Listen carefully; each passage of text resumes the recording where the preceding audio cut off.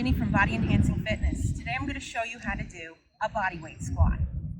When you do a bodyweight squat, you want your feet shoulder length apart. You're going to take your hands, place them in the front of your body.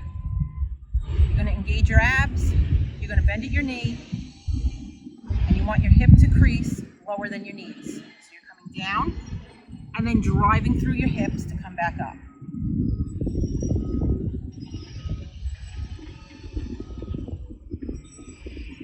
From the side, feet shoulder width apart, bending at your knees, hinging at your hips, coming down low enough so that the crease of your hip goes past your knees.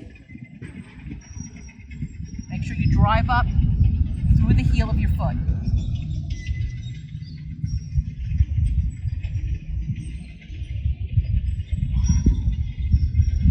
And that's a bodyweight squat.